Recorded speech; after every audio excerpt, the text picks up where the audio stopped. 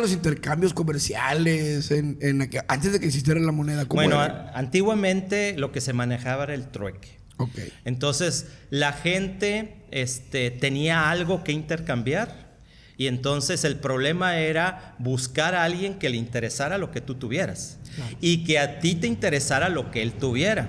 Entonces, era complicado.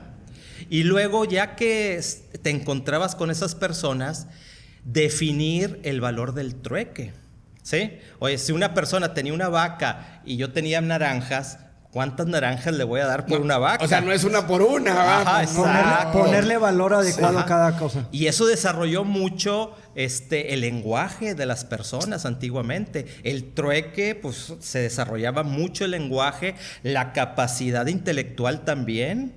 De saber lo que tienes, Doc. Sí, de saber y de cuánto doy. Y esto es raro y esto ahorita no es temporada. Y esto me va a servir para un futuro, no me va a servir para un futuro. Y ese fue un gran avance en la humanidad, lo que es el trueque. El problema es que en todos esos productos, pues eran productos perecederos. Entonces, ¿de qué me sirve que yo tuviera una vaca y me dieran 1000 naranjas por la vaca, si esas 1000 naranjas no me las podía comer? No voy a comer dos, ¿verdad? Exacto. Entonces era un gran problema el trueque. Sí. Entonces dejó de ser suficientes para la sociedad, básicamente, ¿o no? Bueno, hasta ahorita todavía existe el trueque, ¿verdad? Okay. Sí, pero agarró, me imagino que agarró conciencia de decir, a ver, ya sé lo que tengo y ya sé cuánto vale mi producto y cuánto me puedes ofrecer en un trueque, ¿no? Ajá. Sigue existiendo todavía. Sí, todavía sigue existiendo el trueque, pero pues era un problema. Entonces el problema más común era poner el valor a las cosas, básicamente. Todo es problema igual, o sea, encontrar una persona que le interesara ambos, o sea, lo tuyo y lo de él, ese era un gran problema. Sí. Ponerle valor también y manejar por uso productos perecederos que se te iban a echar a perder. Se conjugaban muchas cosas. Muchas cosas, era un problema muy grande. Bueno, y después de que ya se dieron cuenta la raza, ¿cuál era antes de las monedas, cuál era lo que se usaba para decir, a ver, no va a ser trueque? ¿Qué se utilizaba antes de las monedas para hacer un cambio comercial, no? Mira, lo que se cree, no hay evidencia. Estamos hablando de la prehistoria. Estamos hablando de hace 12,000 años. Lo que se cree es que lo primero que se empezó a manejar son las piedras de obsidiana. La obsidiana es cuando la lava de los volcanes se enfría rápidamente, crea un cristal. Que la obsidiana es muy frágil, es una especie de cristal, la cual se puede quebrar muy fácilmente, pero si tú la quiebras, creas una piedra filosa, los antiguos cuchillos.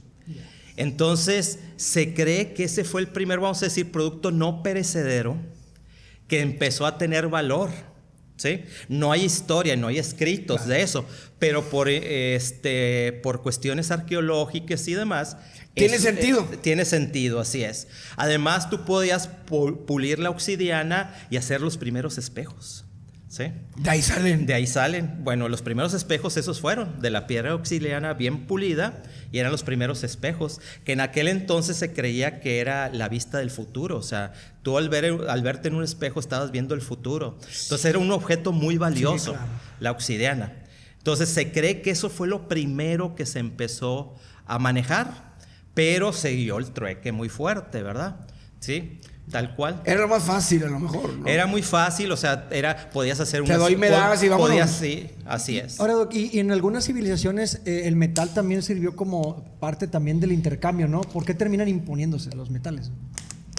Bueno, ya después de la obsidiana, de la era de piedra, ahora viene la época de los metales, la época del bronce y demás. Entonces la gente empezó a ver que podían manejar los metales. Entonces podían darle valor a los metales y el metal pues no es perecedero, puede viajar y demás, tiene mucho tiempo, pero sobre todo se puede fraccionar. Okay. ¿Sí? Si tú tenías una vaca y alguien tenía 5 manzanas, pues no le podías dar una pierna de no vaca. Era negocio. No, se baja el ser y no conviene. Ajá. Entonces no se podía fraccionar, era mucho problema. En cambio con los metales se podían fraccionar. Entonces tú tenías un lingote. En aquel entonces lo normal era que tú tenías un metal, lo fundías, en la arena, en la tierra, hacías un huequito, echabas el metal fundido y tenías tus tejos, que le llamaban en aquel entonces, los tejos, que eran especies de lingotes pequeños. Esos lingotes se pesaban y se hacía comercio. Si necesitabas cambio, pues se cortaba.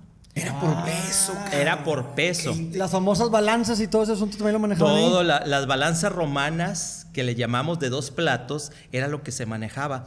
Entonces tú ponías piedras, ya tenías los pesos, o sea, las piedras ya tenías de cuánto pesaban, y ponías tus tejos y pesabas. Pero eso fue al principio. Pero luego empezaron a ver que no era lo mismo tener tejos con 95% de plata que tejos con 50% de plata. No era negocio, era a ver ¿Sí? qué onda.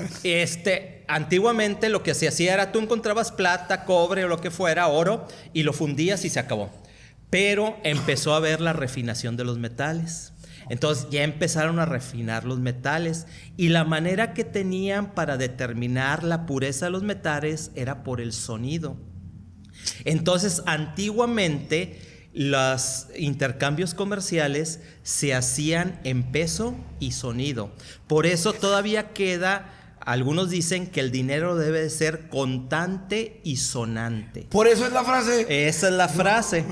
¿Sí? Contante porque se pesa y sonante porque, por ejemplo, un tejo de muy alta pureza de plata, tú lo suenas, lo golpeas y suena tin, tiene un tintineo muy largo. Okay. Y entre menos plata es más corto y es más opaco el tintineo.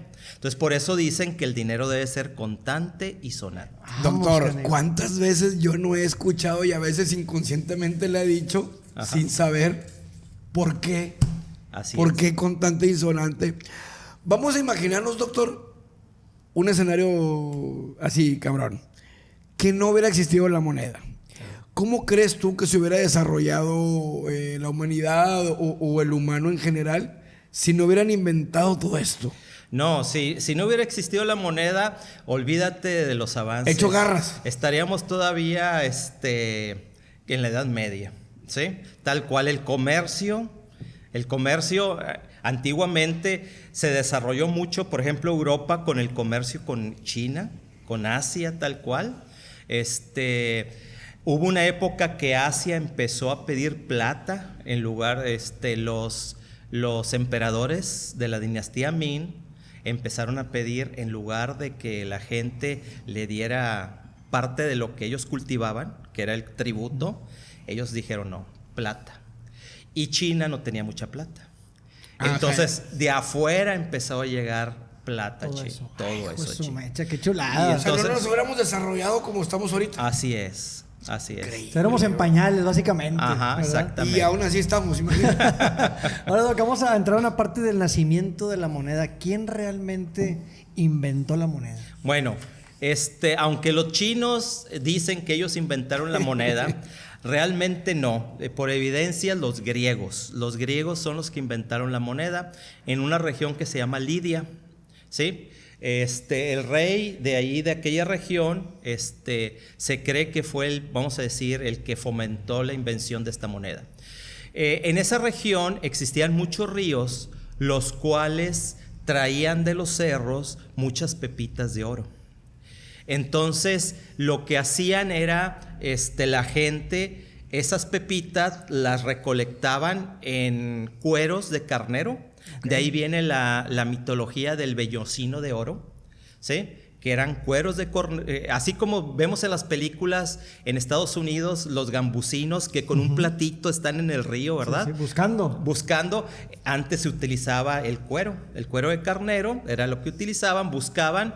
Y esas monedas las empezaron a ponerle el símbolo del rey de aquella región, que era un toro y un león. A él le gustaba hacer peleas de toros contra leones. Okay. ¿Sí?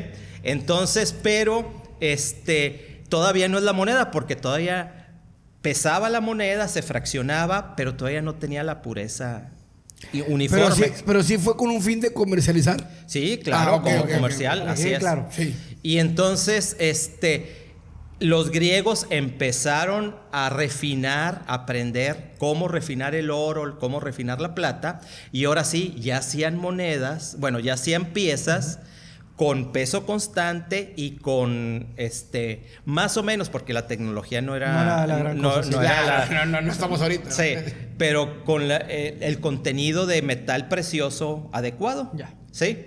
Y ahí es cuando se dice que nació la moneda. Ah, ok. ¿Sí? Cuando ya se manejaba el peso y el contenido de metal. Y fue en Grecia. Fue en Grecia, así Ahora, es. Doc, ahorita pues hay mucha desconfianza por todos lados. Hoy en día, pues el dinero es bien canijo, ¿verdad? Es muy mendigo. Es muy mendigo, exactamente. ¿Qué tan importante fue la confianza para la creación de la moneda? O sea, porque, pues, oye, te designo a ti que tú la hagas, ¿no? Ujú. ¿Qué tan importante fue esa confianza para poder designar a esa persona de la creación de la moneda? Bueno, la moneda por muchos años, hasta el siglo XX, o sea, siglo XIX, la moneda valía por su contenido de metal. Entonces, por muchos años, por ejemplo, en Europa, si tú vivías, por ejemplo, en Judea, ahí en la tierra bíblica, te llegaba moneda fenicia, moneda árabe, moneda de los romanos, ¿sí? Y la gente no le importaba. Si pesaba y tenía la plata, era lo que Adelante. valía. Madre. Ok. ¿Sí? Entonces, por mucho tiempo, el valor de la moneda fue su valor metálico, tal cual. Entonces, no había tanto problema. Claro que sí había ciertas técnicas para falsificar la moneda, ¿sí? Sobre todo los romanos empezaron a su moneda, le empezaron a poner más cobre que plata, las bañaban, las plateaban tal cual, pero la gente luego supo, entonces las monedas las rayaban para que saliera el cobre. Ah, ¿Sí?